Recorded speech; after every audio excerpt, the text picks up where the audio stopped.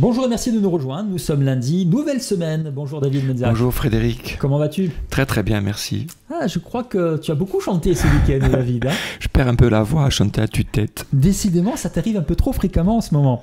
Nous recevons cette semaine quelqu'un qui est déjà venu nous voir. C'était il y a quelques semaines de cela, Jérôme Pierre-Levise. Bonjour Jérôme. Bonjour. Comment allez-vous? Très bien. Alors, souvenez-vous, vous nous avez parlé il y a quelques semaines de votre élevage de porc à Coutts. On a eu l'occasion de passer en revue vraiment toute votre activité, mais vous ne faites pas que du porc, vous faites également de la châtaigne, puisque vous êtes aussi castagniculteur, c'est ça? Exactement. Je suis castagniculteur, c'est-à-dire que j'exploite une châtaigneraie que l'on récolte et que l'on transforme pour l'essentiel en farine de châtaigne. Alors, ce qu'il y a d'intéressant finalement, c'est que j'ai envie de dire, c'est très proche comme activité, le porc et la châtaigne, parce que je suppose que vous nourrissez vos porcs avec vos châtaignes aussi, non?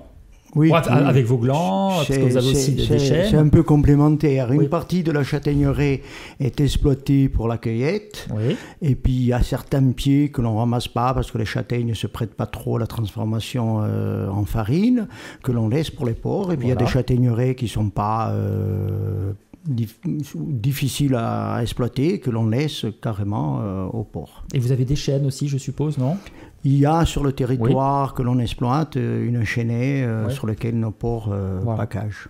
Donc en pleine montagne, c'est... Ah oui, puis là, moi je suis allé une fois avec Jérôme en montagne, c'est vraiment en pleine montagne. Pour le coup, il faut crapahuter un petit peu pour aller ramasser les châtaignes. Bon, même s'ils sont bien équipés, parce qu'on ne ramasse plus les châtaignes comme avant finalement.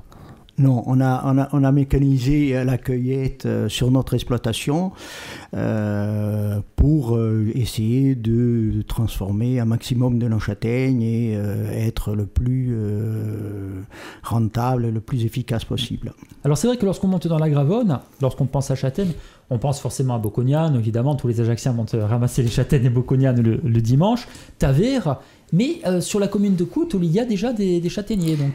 Coutts, c'est peut-être la commune qui a le plus de châtaigniers dans la Gravonne. Coutts est un peu éloigné de la nationale et on ne voit pas trop la châtaigneraie.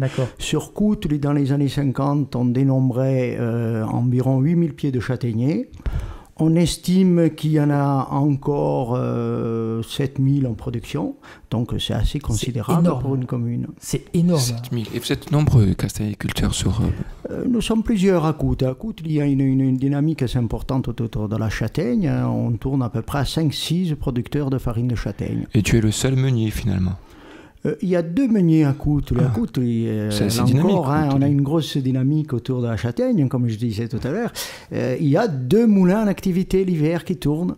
C'est extraordinaire quand même. Mais je crois que du côté de Coutts, il y a également des anciens moulins qui ont été rénovés, me semble-t-il. C'est ça, c'est à Coutts, non? Ou je me trompe peut-être? C'est bien à Coutts. Oui. C'est bien à Coutts. Nous avons, dans le cadre des sentiers du patrimoine, rénové, mis en valeur tout un sentier qui circule entre les moulins de la commune, ou les anciens moulins. On en dénombrait 11 il y a une centaine d'années. Maintenant, il n'y a plus que nos 2 moulins en activité, mais il y a tous ces moulins qui ont été mis en valeur avec toute une signalétique dans le cadre des sentiers du patrimoine, pour que les gens puissent retrouver un peu l'activité qu'il y avait autour de l'eau et autour de la châtaigne et des céréales. Alors avant de parler peut-être David, tu as envie de rajouter quelque chose avant? Je pensais à une chose, je pensais qu'à Coutts, c'est quand même un village ultra dynamique. Parce que tout ce qui s'y passe, regarde tous les invités que nous avons eus. C'est un beau village. C'est quand même magnifique. C'est un beau village. C'est un beau village, oui. J'ai eu l'occasion d'y aller récemment pour une activité culturelle et effectivement, c'est un beau village. Au niveau, alors on va parler de l'exploitation de la châtaigne, comment, justement, on a parlé du côté mécanique que j'ignorais. Moi, je pensais qu'il était toujours à la main, en fait. Je suis resté à l'ancienne. Mais concrètement, alors on sait que les châtaigniers encore sont menacés de certaines maladies. On entend même, et on peut même lire encore ce matin des fois des propos un peu alarmants sur ça, sur l'avenir de cette activité en Corse. Est-ce que vous êtes inquiet? Ah oui, nous sommes très inquiets. Nous, cette année, on pense qu'on ne produira pas de farine de châtaigne, carrément. Ah d'accord. Moi, une année normale, je produisais un peu plus de 3 tonnes de farine. Donc oui, de 3 tonnes tomber à zéro, ça fait une grosse perte. Parce que malheureusement, il y avait depuis toujours dans la châtaigneraie, enfin depuis de nombreuses décennies, la maladie de l'encre et la maladie du chancre qui attaquaient les châtaigniers.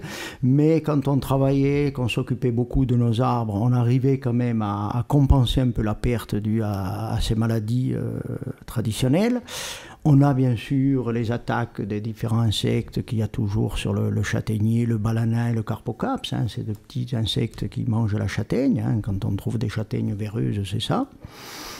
Mais là, depuis maintenant 2004 en Corse, on a un nouveau insecte qui est arrivé, qui s'appelle le cynips, et qui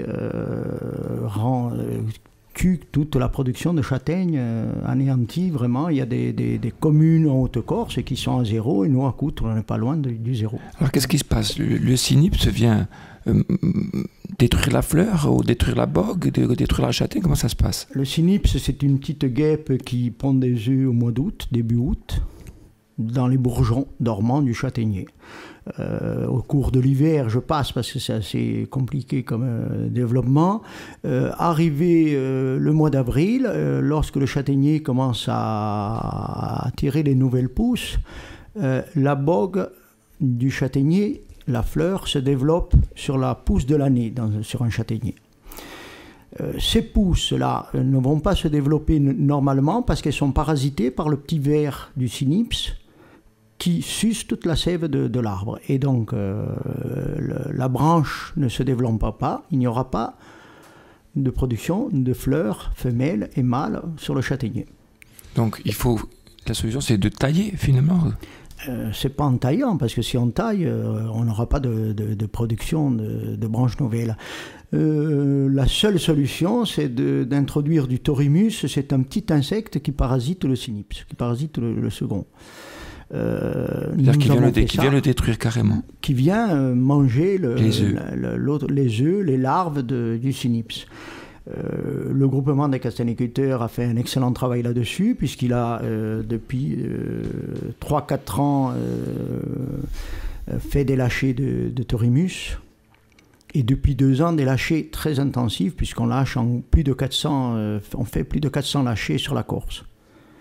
Ah, effectivement, c'est un problème, ça peut être un véritable drame pour la Corse lorsqu'on sait ce que représente la châtaigne, ce que ça représentait par le passé aussi, la châtaigne qui a nourri la Corse pendant très longtemps. Mais vous pensez qu'on pourrait arriver à un stade où on ne pourrait plus produire de châtaigne du tout sur notre île? On n'est pas loin de ne plus produire de châtaigne. L'an dernier, sur Bocognane, on n'avait même pas la moitié des producteurs qui étaient présents. Il y avait des régions qui n'avaient aucune production de châtaigne. Cette année, je pense malheureusement que ça va être pire. On espère, avec nos lâchers de Thorimus, que dans 3-4 ans, on devrait retrouver une petite production. On verra de ce qu'elle sera. On ne peut pas présager. Mais là, les 3-4 ans qui viennent, il n'y aura plus de farine en Corse. Bon, nous allons nous quitter. J'espère que demain, on parlera de choses un peu plus réjouissantes, parce que c'est vrai que c'est décevant. Malheureusement, c'est la triste réalité. C'est la triste réalité. On va quand même poursuivre cette discussion demain, Jérôme Pierre-Lovise. On parlera de la châtaigne, de ce fruit extraordinaire et de ce qu'on peut en faire avec toi, notamment David, parce que la châtaigne, alors qu'est-ce que ça peut être bon, la châtaigne? On peut faire plein de choses avec la châtaigne.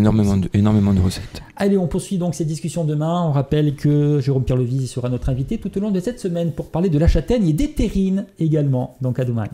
À demain. Bonjour, merci de nous rejoindre. Il est 11h15. Salut David. Salut Frédéric. Je voudrais remercier Anto à la technique, on ne peut pas l'oublier. Merci Anto. DJ Anto à la technique pour cette émission. Tous les matins, il nous accueille quand même dans son émission du 10-13 sur Aldari Ones. Alors ça pour ici tous les jours avec un invité toutes les semaines. Cette semaine, c'est Jérôme Pierre-Lovise. Bonjour Jérôme. Salut.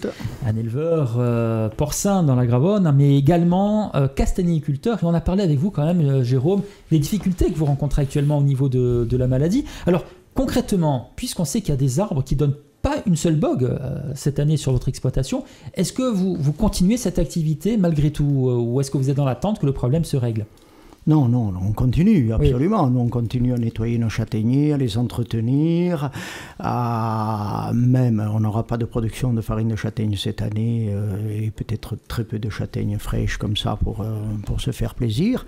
Mais on n'abandonne pas notre châtaigneraie, parce que ça fait bientôt 30 ans qu'on y est dessus, qu'on l'a rénové, qu'on l'a démaquisé pour certaines zones, qu'on a clôturé. On ne peut pas abandonner tout le travail qu'on a fait. et qu'on espère laisser à nos enfants ou à nos petits-enfants. Surtout que vous l'avez dit hier, peut-être qu'elle est dans 2, 3, 4 ans, on l'espère en tout cas, le problème sera réglé avec ces insectes prédateurs qui vont manger les mauvais insectes, en quelque sorte. C'est comme ça qu'on espère régler le problème. On espère, et qu'on pourra peut-être se revoir ici pour dire qu'on a retrouvé un peu de production et qu'on produit encore de la châtaigne en Corse. Avec un énorme panier de châtaignes pour cette émission. On l'espère en tout cas de tout cœur. Alors là, vous avez parlé d'une chose intéressante, au niveau de l'entretien. C'est un travail important. C'est quoi? C'est débroussailler? En quoi ça consiste exactement? Le châtaignier, c'est un arbre fruitier, hein, on l'oublie, hein, on le voit dans la forêt, dans la montagne, on croit que c'est un arbre qui pousse spontanément, pas du tout, hein, c'est un arbre qui a été planté, qui a été greffé et qui a été entretenu. Hein. On voit encore des vestiges pour certains, dans certaines zones où il y avait des murets pour tenir les racines, pour tenir le pied de châtaignier, et c'est un arbre qui demande beaucoup d'entretien. C'est d'ailleurs, si beaucoup de châtaigneraies se meurent, c'est parce qu'elles sont à l'abandon et sans maquise.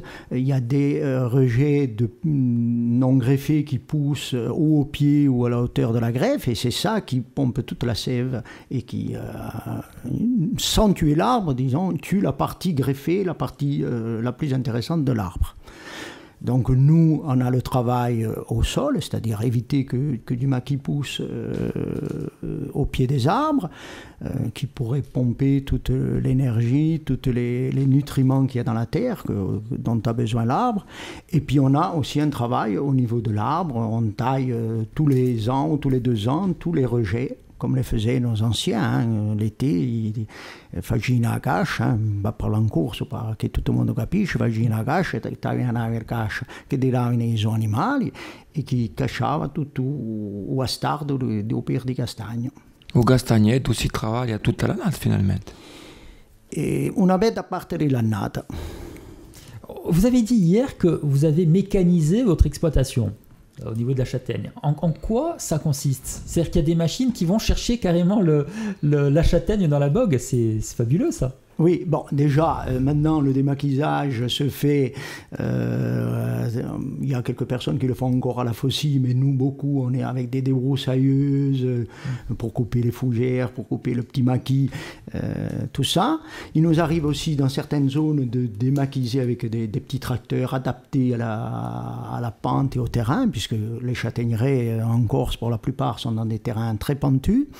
Et puis, pour la cueillette, nous, on a, et d'autres, l'ensemble des producteurs, en gros, on fait une cueillette mécanique, c'est-à-dire qu'on installe des filets. Là, ces jours-ci, les filets devraient être installés. Maintenant, cette année, malheureusement, on n'a pas de production, donc on en installera presque pas ou pas. Et ensuite, on arrive avec un gros aspirateur qui est entraîné par un tracteur et qui ramasse toutes les châtaignes qui sont tombées dans ces filets. D'accord. Qu'elles soient dans les bogues ou à côté. D'accord. Donc, si j'ai bien compris, on ne ramasse... La cueillette se fait que sur des fruits qui tombent d'eux-mêmes. On ne va pas aller les chercher sur l'arbre. En Corse, on n'a jamais ramassé la châtaigne sur l'arbre.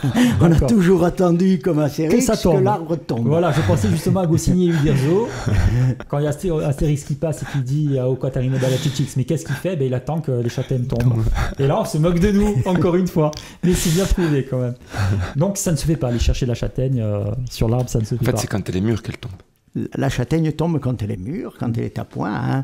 Chez nous aussi, ce qu'il y a peut-être à souligner, peut-être les gens ne le savent pas, c'est que la châtaigne tombe à côté de la bogue. Dans d'autres régions d'Europe ou du monde, les bogues tombent sans s'ouvrir. Eh oui. Chez nous, le climat fait que la bogue s'ouvre en général sur l'arbre et la châtaigne tombe à côté. C'est le taux de déhiscence et c'est très intéressant parce que ça facilite la cueillette. Ouais, c'est finalement un fruit qui nous convient parfaitement chez nous. Je dis ça parce que je suis corse. Si ça vient d'ailleurs, on va mal le prendre. Hein. Mais c'est vrai que c'est un produit. Et puis c'est tellement bon en même temps. Toi, David, je suppose que tu joues avec la châtaigne. Tu fais des choses, tu fais des mousses de châtaigne, tu fais des crèmes. La châtaigne, tu peux en faire pratiquement ce que tu en veux. Déjà, à partir de la farine, bien entendu, tu peux faire ce que tu veux, au niveau sucré comme au niveau salé. Ensuite, au niveau du fruit, quand il est sec, mis à part le déguster comme ça, comme le faisaient les anciens, comme un bonbon, on peut le broyer, on peut en faire un crumble, on peut en faire toutes sortes de choses, un praliné à la châtaigne. il y a une multitude. Dans la confiture, on peut aussi... C'est Turis à la confiture. Ah oui, on peut aussi faire des entremets ou juste déguster comme ça naturellement sur une tartine de pain. Non, la châtaigne permet une multitude de recettes. On reproche souvent à la châtaigne ce côté un peu lourd, mais c'est toujours pareil, c'est souvent la quantité qu'on en mange. Il faut savoir aussi jouer avec la châtaigne dans sa densité, bien entendu. Mais sinon, la châtaigne, c'est pas plus lourd qu'un autre produit. On va poursuivre cette discussion demain, messieurs. On parlera de châtaigne, mais également de terrine avec Jérôme Pirlovise, qui est, vous l'avez compris, agriculteur dans la Gravonne. À demain. À demain. Merci de nous rejoindre sur Alta Bregoins. Il est 11h15. Bonjour David Médiac. Bonjour Frédéric, comment Bonjour Jérôme Pirlovise. Bonjour. Vous êtes notre invité depuis le début de cette semaine pour nous parler des châtaignes. On a parlé des difficultés du métier de casséniculteur en Corse actuellement, avec une certaine... Enfin, c'est pas vraiment une maladie, c'est un parasite qui traîne dans nos arbres et qui pose problème. Et puis David, on parlait hier notamment de tout ce qu'on peut faire avec la châtaigne, et c'est vrai que tu parlais des confitures, et d'ailleurs votre épouse fait des confitures, Jérôme, vous l'avez confié, c'est extraordinaire la confiture de châtaigne, c'est peut-être la meilleure des confitures, je sais pas ce que vous en pensez. C'est la meilleure des confitures. Bon, c'est un travail fastidieux. La châtaigne de Corse, c'est la meilleure des confitures. Ouais. C'est un travail fastidieux quand même. C'est très fastidieux, c'est très long parce que tout le décortiquage de la châtaigne est très compliqué. Et on se brûle les doigts quelquefois. Ah oui. Quelle est la différence entre le marron et la châtaigne ? Le marron, c'est une châtaigne. Le marron, c'est des châtaignes qui sont très peu cloisonnées.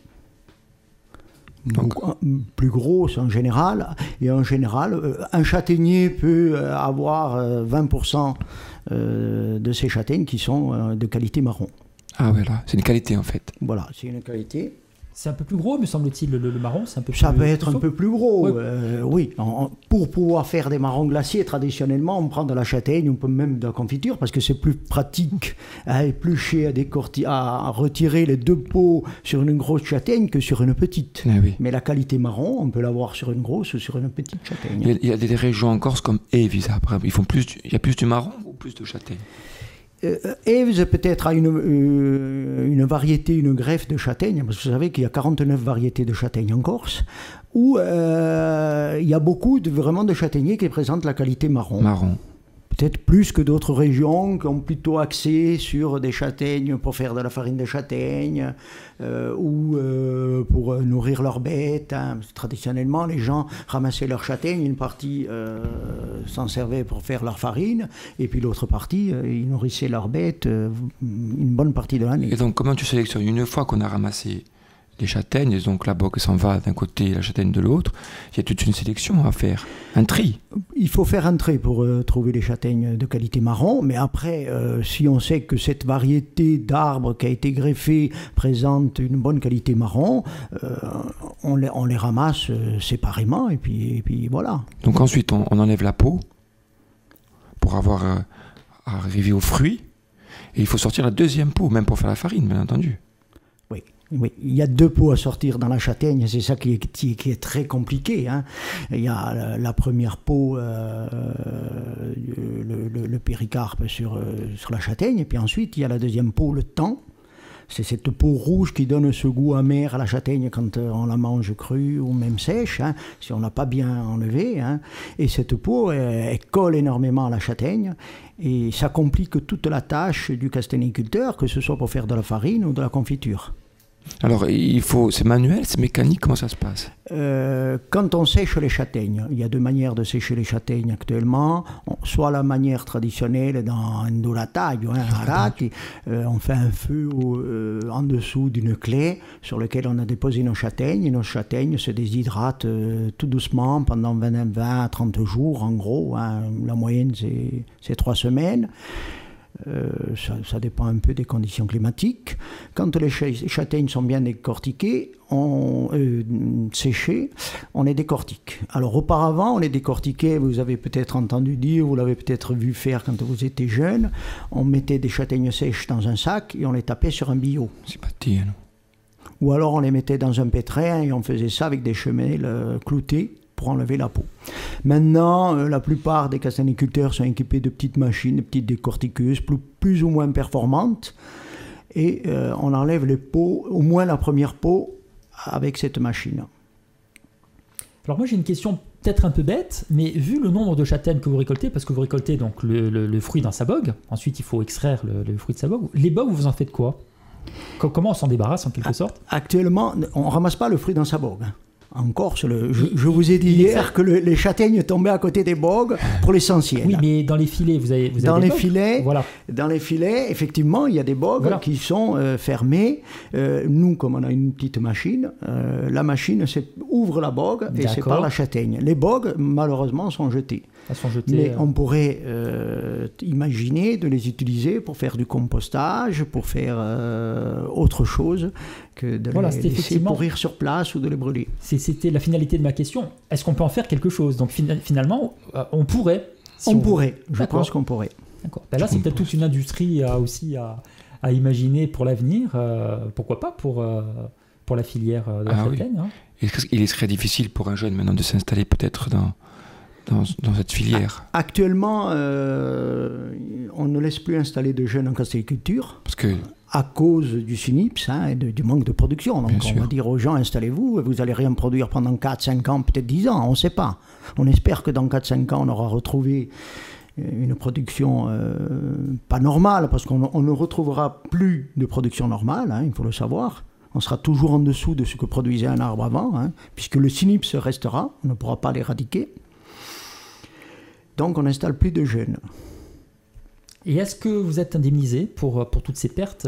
Comment ça se passe? Le groupement a réussi à demander à la région, et la région nous donne une petite indemnité pour entretenir nos châtaigniers et éviter que... pour éviter que ça parte à l'abandon, quoi. Que ça parte complètement à l'abandon. Sinon, c'est perte sèche pour vous, totalement. Sinon, ce serait perte sèche, manque de production, plus travailler des arbres qui ne produiraient pas, ça serait compliqué. C'est énorme, quand même. C'est terrible. Alors demain, messieurs, nous allons parler des terrines, parce qu'on fait des terrines aussi, Jérôme. Eh bien, à demain, donc, pour la suite des aventures avec Jérôme Pierre-Louis. À demain. Bonjour David. Bonjour Frédéric. Comment vas-tu ce matin? Très très bien, la voix apparemment commence à revenir. Tout doucement, tout doucement. Jérôme Pierre-Louis, bonjour. Salut. Vous êtes, on le rappelle, éleveur porcin à Coutts, Ollier Courtitiat, mais également casséniculteur. Donc sur cette commune où vous l'avez dit, il reste 7000 arbres, 7000 châtaigniers, c'est énorme, même si beaucoup pour l'instant malheureusement sont touchés par la maladie et par cet insecte, mais en tout cas une vraie région de châtaignes, on l'a vu tout au long de cette semaine. Absolument, absolument. Alors vous faites le porc, vous faites la châtaigne, vous faites également les terrines. Et c'est de cela dont on va parler aujourd'hui. De quoi s'agit-il exactement? Alors, pour rentabiliser un peu nos porcs, et puis comme nous, on a un élevage traditionnel, vous devez savoir que les porcs, surtout quand ils ont 1 an et demi, 2 ans, ils sont un peu plus malins que des porcs abattus à 6 mois qui ont toujours vécu dans des box, qui s'en vont dans la châtaigneraie, dans la chaînée. Des fois, ils oublient de revenir à la bonne époque pour être abattus. Ces porcs reviennent plutôt au mois d'avril, mai, même des fois au mois d'août. On a eu un jour l'idée de les valoriser plutôt que de les garder à 3 ans avec tous les risques que l'on pouvait avoir. La viande aurait été toujours aussi bonne, mais ils pouvaient repartir et on pouvait les perdre définitivement. Ils pouvaient avoir des maladies. On a eu l'idée de valoriser ces porcs en faisant des terrines.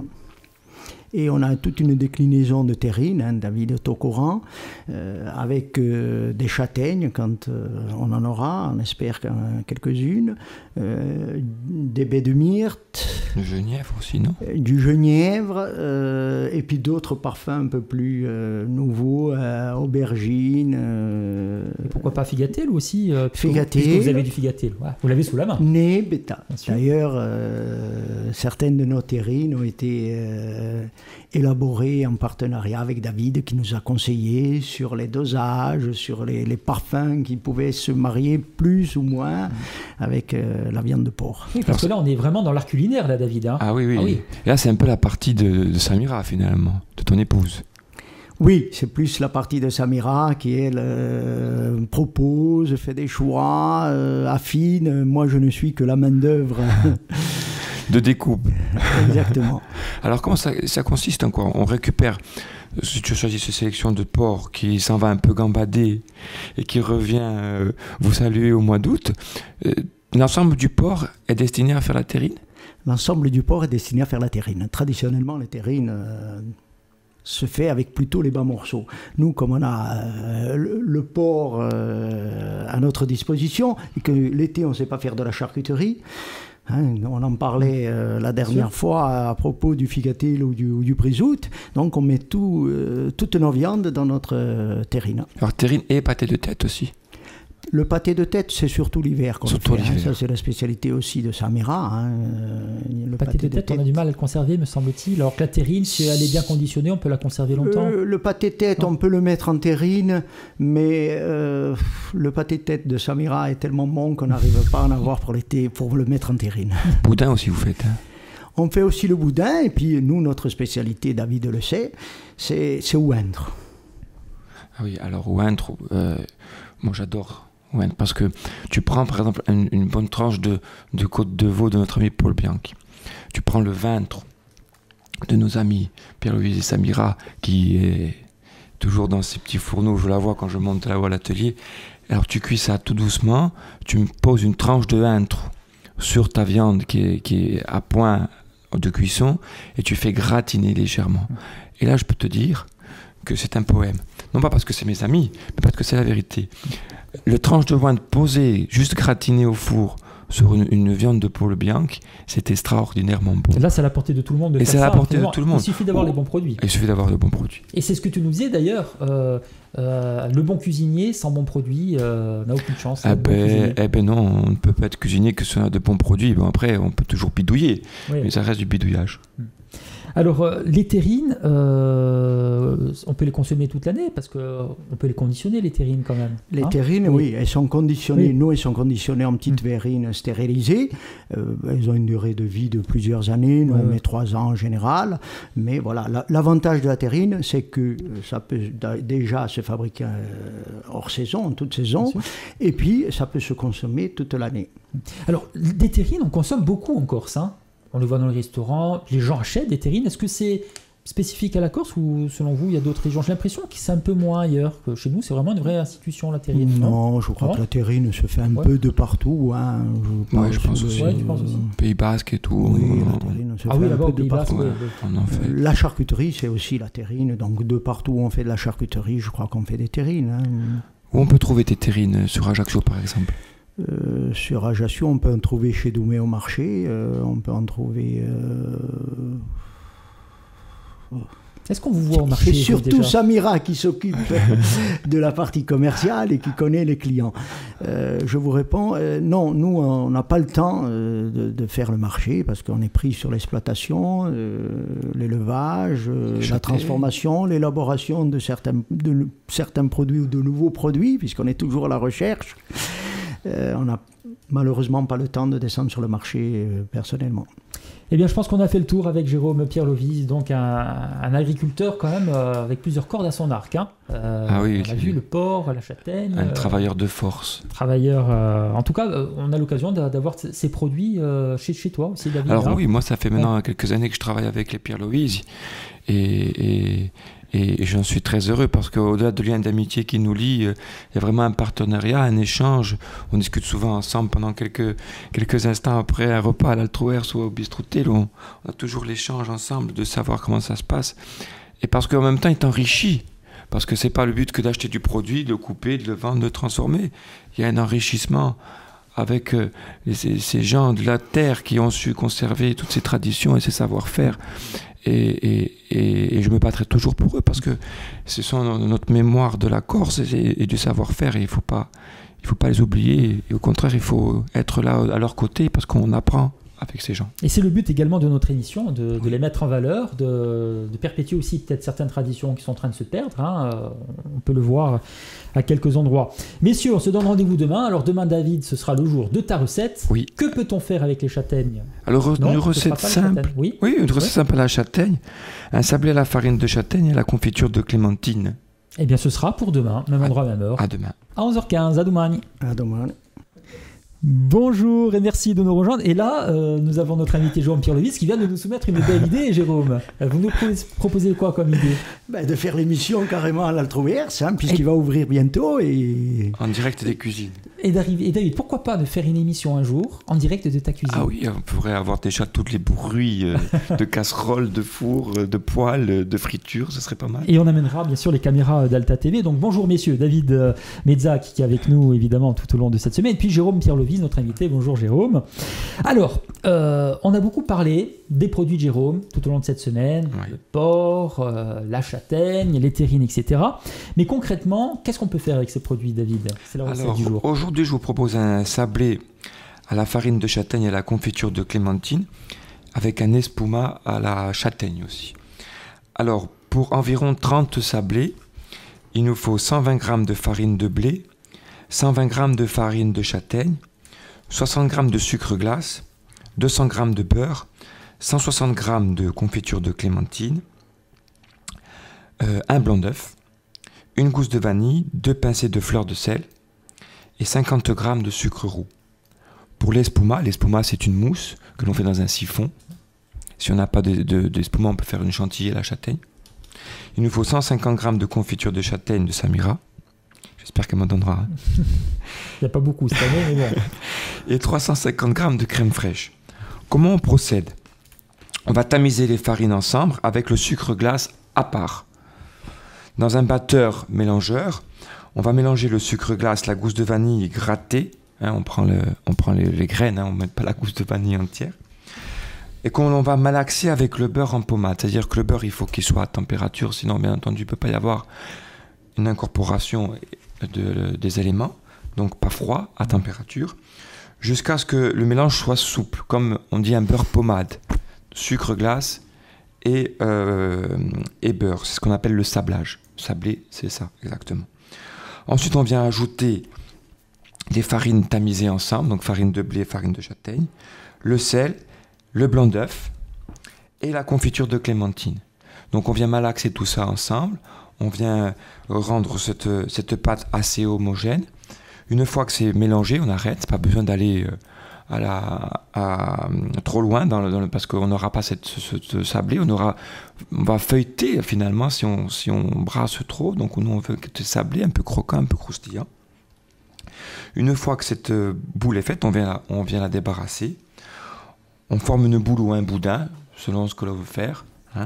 Et on vient la filmer et la placer au frais. Pourquoi au frais? Parce qu'on veut qu'il y ait une agglomération du beurre. Si on travaille de suite, souvent on travaille de suite notre pâte et on voit qu'elle se détache, qu'elle se casse, parce qu'on n'a pas laissé se raffermir le beurre et